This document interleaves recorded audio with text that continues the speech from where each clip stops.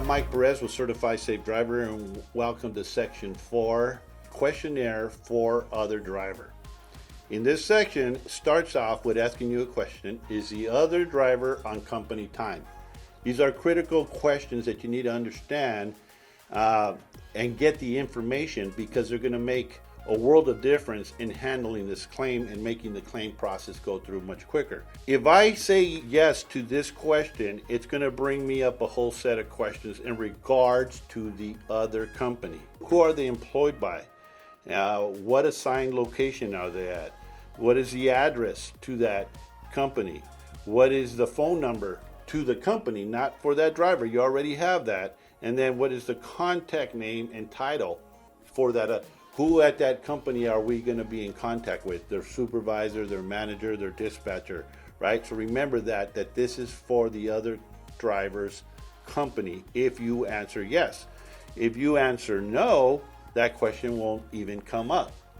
Now, the next question is the other driver using a company vehicle? So because I have a yes here, it's asking me the same questions from the previous. Was the driver on company time? If those both are yes, it's not going to ask you twice. But in this case, because I put a no and now I have a yes, it is running me through this. So let's just go hypothetically. The driver is driving a company vehicle that they took home. They're not on the clock anymore, so they're not on company time, but they're still driving the company vehicle. We need to have that information. Again, remember, this is for the other company, and answer every question as it relates to the location and who the contact person is at that location. If you hit no, that question will now ask you, what vehicle is the other driver using? Very simple. You hit your drop down.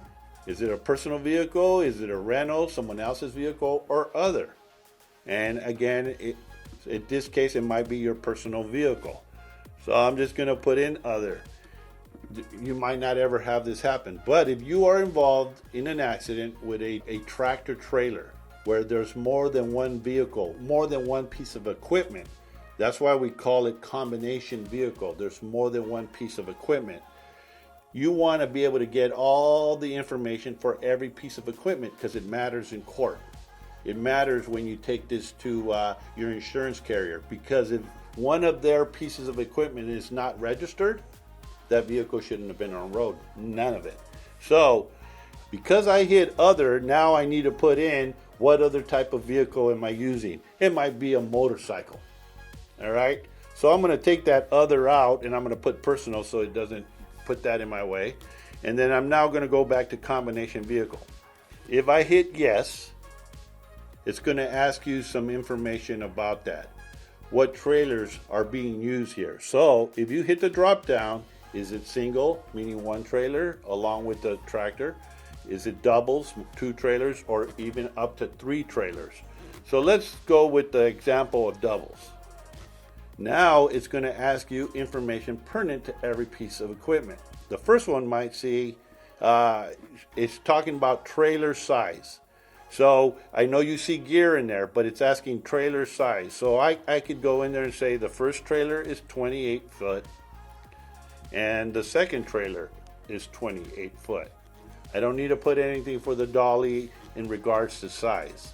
Now if you want to, you could put NA in there if you want to fill in every indice. Now it's going to ask you registration. Why does that matter? Well, registration matters for every piece of equipment. Again, if the dolly or the rear trailer is not registered, the whole thing shouldn't have been on road. And that changes the outcome of this case.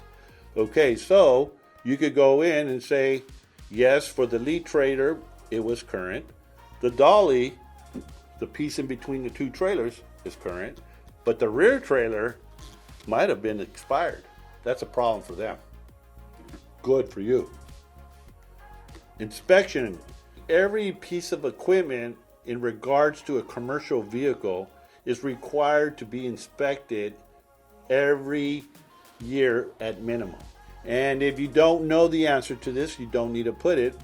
You don't need to put anything. So you could put unclear here, right? You don't know the answer. But if you do know to look where to look to see if that's current, expired, or missing, you need to answer these questions for all the reasons I told you previously. Right here is where you would put in the license number that's applicable to all those vehicles.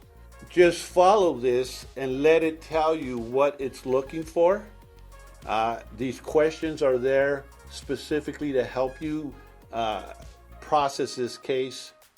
And in this case, in the example I gave you, the difference between an expired piece of equipment and not could be all the difference on how this case is going to go for you. So that's section 4. We'll now be proceeding to the next section. Thank you.